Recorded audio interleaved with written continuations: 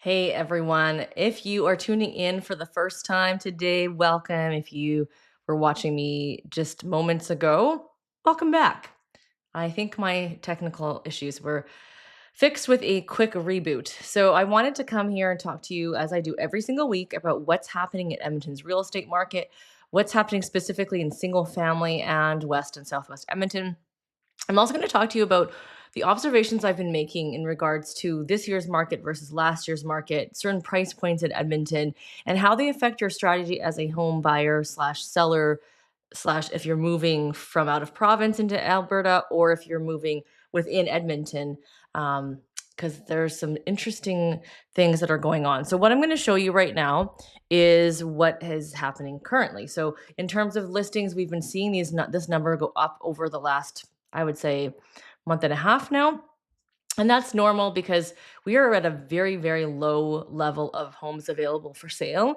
And we want to see this number come up. We would like to see this number come up to even, honestly, even double than where it is right now to be more balanced. We have not seen a balanced market for quite some time. It's been about 5 years since it's been somewhat balanced. It didn't even go balanced. It went from like buyer's market all the way to the extreme of seller's market very quickly and has stayed in that. Now, that being said, I am noticing that the market has softened in certain price points. And so it is becoming more of a buyer's market in some pockets of the price points here in Edmonton. So I will talk about that as soon as I finish talking about the overall stats. Good morning, Vahid. So let's take a look at the pending sales in Edmonton, which means houses that went into contract in the last week. We've had 266 sales in Edmonton single family home market versus 243 the week before, which is again normal because this is the time of year where we start to see sales pick up. And we will see, I believe, the sales continue to be strong in the next few weeks and month. I would say that in June, we start to see the market kind of dip down and we look like we're back in the normal trenches of the cycles of Edmonton. I would say from 2020 to 2023 or 4 even, we saw market conditions that were not predictable, that they were all over the place and really crazy. We're still seeing that in certain price points of the 4 to 500 range, but anything below above, it's actually quite typical of Edmonton in one regards in terms of movement. Now let's take a look at solds. In the last 7 days, we saw more conditions removed. And I talked about this last week that I was pretty sure that this number was going to go up because the pending sales had gone up. And sure enough, it did go up. So in Edmonton, our single family home market is still pretty strong. But when you look at last year, we were stronger last year. And when I say stronger, I mean just more houses were selling. Look at that number from 340 last year to 239 in this exact same week. And this is indicative of what I'm seeing in terms of price points. So last year, when the market was stronger, you had more forgiveness as a seller if you priced a little too high. You're not going to see that this year. Even in the 4 to 5, you're going to see less multiple offers, less showings if you don't price exactly where it needs to be priced. If you are over 500, well, 5 to 600 is still just as competitive as 4 to 5, but not as. I know that sounds crazy, but it just there's still the bulk of sales in Edmonton is 4 to 600,000. As soon as we look over 600,000, the market is a lot softer. What does that mean? There's not a whole lot of room in terms of buyers willing to overpay, in their opinion, for a house. And they have more choices this year than they did last year. Last year, the houses, even though they were 6, 7, 800,000, they were moving quickly and they were moving at prices that didn't seem to make sense. This year, houses that are priced what you think they should be priced aren't moving. So, I want to share with you how house prices work. When you take a look at the solds in the last 60 to 90 days and something that's similar to your home, typically the market value is the home that the price sold at last. If you find an identical home or very similar home and it sold for 700,000, pricing at market would be 700. Pricing at 735 would be something you could have gotten away with last year, but you can't get away with this year. We're seeing that definitely happen. And if you price below market, let's say 695, 690, things will now move. And now this kind of pricing strategy is usually what we see in a buyer's market to entice and get activity on a home. In a balanced market, as long as you price in the market value, you will get the activity. So based on that pricing strategy and what's happening, I would say everything over 600,000 is more of a balanced slash buyer's market, and between the 4 to 600,000 range, we're definitely in a seller's market slash balanced market. So you got to be really careful when it comes to pricing strategy. So as a seller, you need to take that into consideration and take a look not only at your price point but also your neighborhood. Every neighborhood is going to have different demand and market, and so you're going to have to react quickly. The number of multiple offers will vary. There's a lot of people I'm noticing saying they don't want to be in multiples, but the funny thing is that if you're looking at a house in the 400 range, you're going to be in multiples. And if someone hasn't educated you on that, you need to be educated that you will be in multiples in the 4 to 500 range. You have to accept that and you have to figure out a strategy that is going to work for you. It doesn't mean you don't need to buy a house. It just needs to mean, do I understand what my price point is? If this is my max, where can I actually look and search in to make sure I can accommodate? Now, multiple offers doesn't mean that things are selling for 50 grand over list price. It doesn't need to be that way. And it depends on how the house was listed. If the house was listed below market to entice that activity, then maybe you do have to come in quite a bit higher. But if it was listed at market, you don't need to. And sometimes if things were listed a little too high, then you definitely don't need to. But just make sure you take that into consideration when you're looking to buy a home. I highly recommend that it doesn't deter you, because last year there were people deterred. And now when they're looking, the prices have gone up and they're not the same as they were last year. So that's something to consider as well too. If you wait, if it's not a rush for you to buy right now, then I would ask the question, what is the reason for you to purchase? 'Cause I'm not concerned about if you're in a rush to purchase or not. I'm concerned about your reasoning for purchasing. Are you purchasing for investments? Are you purchasing for your family? Are you purchasing for relocation? Do you need to find a place to rent? That rental market here, as realtors, we don't do a whole lot of rentals in Edmonton, but I can tell you this: there's the rental market price has gone up a lot in the last few years, and it's hard to find a rental property. So I would highly recommend that you take a look at what your situation is and figure that out. So I'm going to take a look for the ones that are watching. If you want to ask any questions live, I'm going to go into the different areas and kind of walk you through what's happening and in certain price points. So, for example, last week we talked and I shared with you how many sold in the 4 to 5, the 5 to 6, and the 6 to 7. This week, what I'd like to do is share with you what is happening in terms of the areas. So, if we're looking at different areas in the real estate map, we have what's called zones. So, zones have different neighborhoods compiled into it. So, right now, looking at zone 20, it has Aldergrove, Lynburn, Thorncliffe, Collingwood. Oh, sorry, not Elmwood. Yeah, Thorncliffe, Collingwood, Deschênes, Garapi, Jameson Place. Now, those property areas are all very different. They're not all the same, but the real estate map has clumped zone 20 into one. So I'm going to take a look at zone 20 and just kind of see what's happening in that area for single family home right now. So I'll share with you my screen and you will see there's 57 properties available or pending. Let's take a look at pending. So we have 15 properties pending and we have 42 available. And I'm going to take a look at the solds. So this is an older West Edmonton neighborhood. Sold in the last 60 days, 87, 30 days, 38.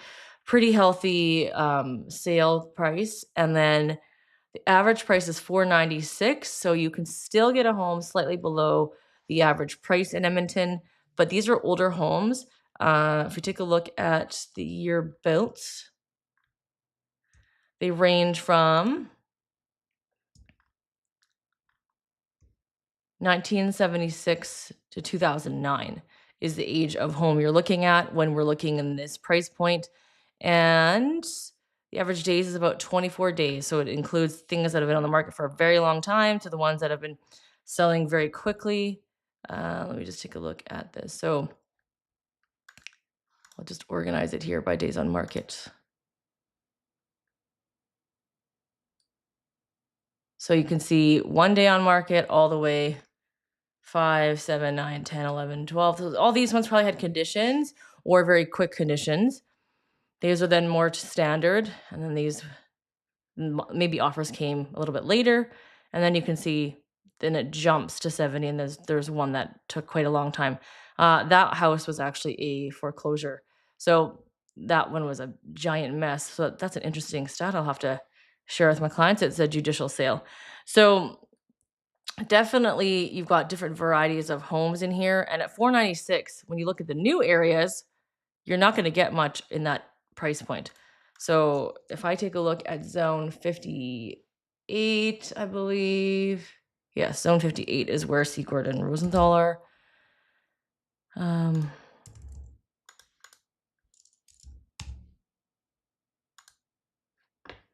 looking at 53 solds, so a little bit more, and the average is 518.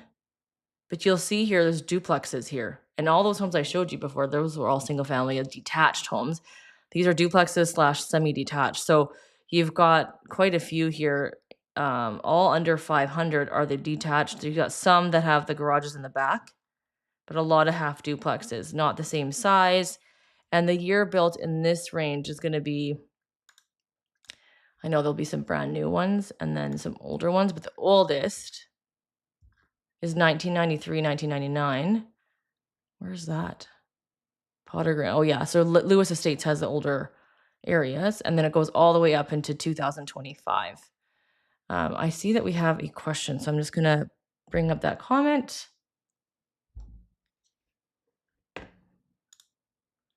Sell property and take the gain or get a HELOC and get more properties. I'm thinking of either selling a rental property to get the cash and possibly reinvesting elsewhere, stocks, maybe Mexico. Okay, so whoever this is, if you're still watching, I need a little bit more insight because I can't just answer this. So sell a property where? Is that in Edmonton? Is that in Alberta? Is that in Canada?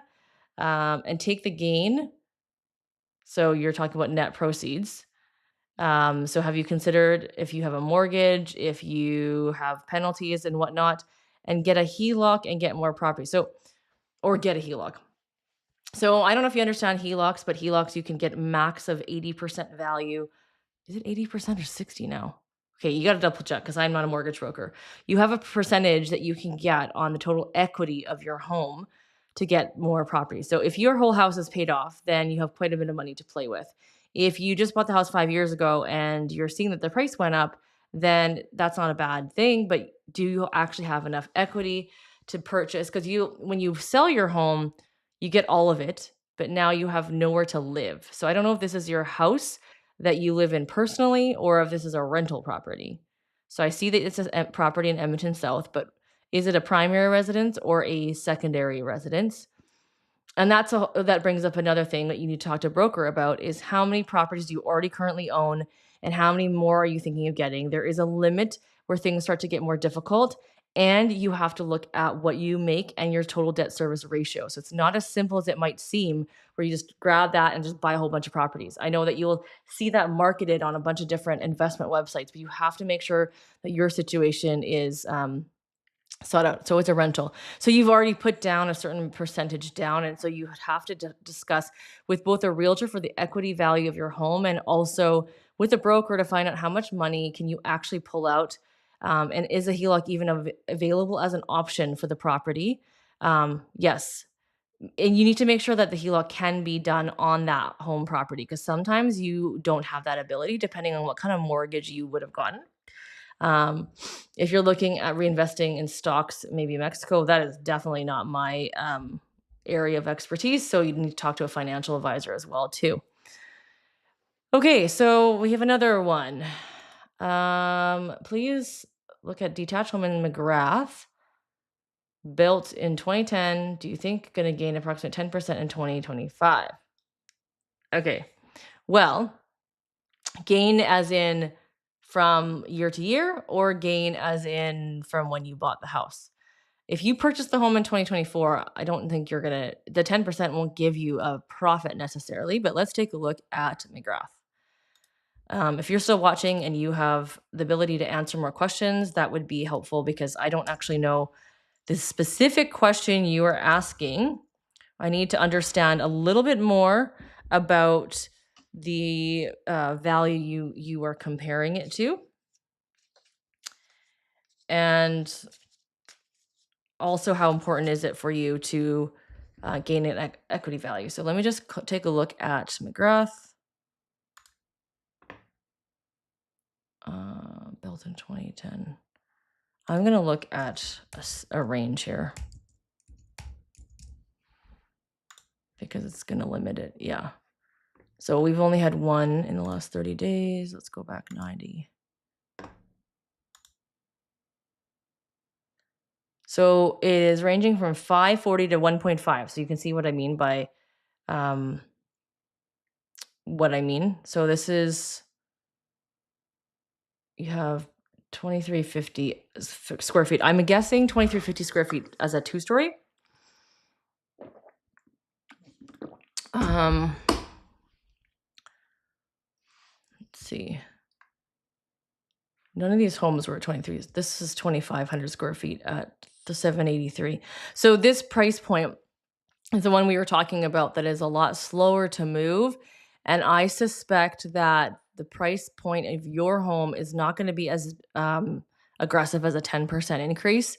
We are seeing the properties change in terms of the value. I'm going to take out this and I'm going to put in the square footage of over 2,000 square feet. So if we go to this year so far, we've only had 2 homes sell over 2,000 square feet this year, 783 and 1.5. That's not boding real well for what's going to happen from year over year. I'm going to look at last year. We had 23 properties sell in that over 2,000 square feet, ranging from 599 to 1545. Let me look at the square footage here. 649 for 23, 650 for 23, 700, 706 for 2,500. So you've got a few here that, now I don't know the condition of your home, if it's renovated, if it's original condition, if your roof has been changed, if your anything was updated. That's going to affect the value as well too. The location of the home. There's a lot of things that as realtors we need to see the property to be able to give you an accurate value.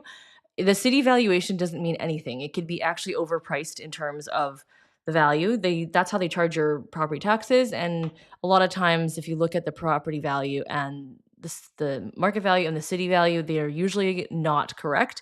They're usually incorrect. They're usually overpriced, to be honest, in the newer areas and then underpriced in the older areas.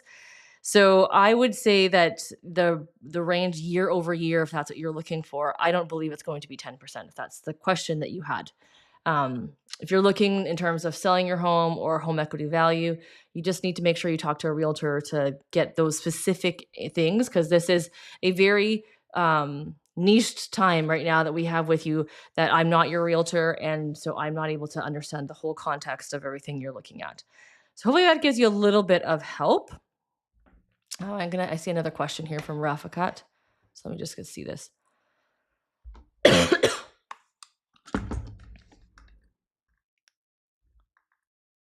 Okay, here it is. What area is this in 119th Street, 96, 19th Avenue, 96th Street? That's like north. So I'm just going to go back here. This question makes me ask a lot more questions. If you're looking for the home value, how much you expect to sell it for, you need to talk to an agent. I can't give you that kind of information on here because the YouTube lives are to give you general market information about what's happening in the area, what things could potentially sell for.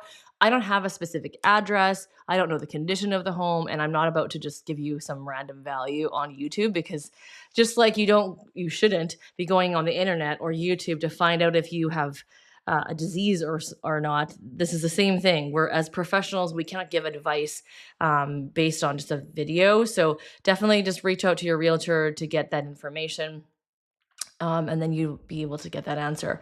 So today we dived into all the different kind of things, but the takeaway I want you to take away is that this year's market is not the same as last year's. We're in the height of spring market right now, and because these homes over 600,000 are still very soft, it doesn't bode well for the months to come for those price ranges. Those are only going to get softer, and they're kind of, in my opinion, just kind of gone back to the Edmonton old market value, not even value, but market conditions. They're not moving quickly, they're not moving fast. Whereas we saw that from 2021 to 2024, we saw unprecedented prices just move. Now, there's lots of speculation as to why that was. Like a lot of the speculation is because a lot of people moved here from out of province and were willing to pay that price, and that maybe there's less people coming. I don't have a crystal ball and I can't tell you that, but I do know the migration was quite high last year. Not sure that it's going to be as much this year. I've also noticed a lot of people coming here and realizing this isn't the place for them to be. And so I'm always cautioning, don't just move here because of the prices. There's more to just living in a house that is affordable. If you can't get a job here, if this is not a place for you, if you can't handle winter, this is definitely not a place for you. So you need to do a lot more research. If you're going to be isolated from your family, you're not okay with that, that's something you all have to consider, and you don't want to move here. I know we have great prices, and I know that our hockey team hopefully can win one more game tomorrow. But definitely you need to look at all the reasons that you're moving and then take a look and dive into specifically why it is that you're moving. If you live in Edmonton and you're debating, hey, the out of town market people have been like really messing my chances to buy a home in Edmonton. It's not the case, and I think right now, if you are looking to move up, you have an opportunity. If you're looking to downsize, you definitely need to put your house on the market first before worrying about finding something. Um, Again, depends. Make sure you talk to agent because your house might take quite some time to sell, and you might be worried about, well, what if I can't find anything? There are strategies in which you can build some extra time when you do have a property pending to then look. That's what we did in the buyer's market. Actually, is we didn't even look at homes until we got your house under contract. If you're looking to go up the other direction and your house is going to move quickly, it doesn't have some weird anomalies or it's not falling apart or backing a road or whatever, and it's going to move quickly. Again, talk to your agent and find out how quickly the house will move. I would recommend that you at least get your house ready for sale. So that's what we've done this year with our clients, and then go look. And then when we find something, then we put on the market, sells quickly, and then continue to move. But if you were to find a place and it takes that long to find a place and your house isn't ready, you can really mess up stuff. Now, financially, maybe the mortgage broker says that you can buy and before selling and you can hold both properties. That's something you also need to find out if that's something possible you can do. The rates didn't change, in case that you guys are wondering, from the last change. So it's still the same. Again, their rates are lower than they were last year, but our sales are lower. So make sure, again, buy for you for now. If you are looking to invest in a property, then you need to look and do a little bit more research on rental, equity value, all the things that are important for you, property management companies, and all that. Because again, everything runs differently in this city versus in Ontario or BC. So thanks for tuning in, and we'll see you guys next week.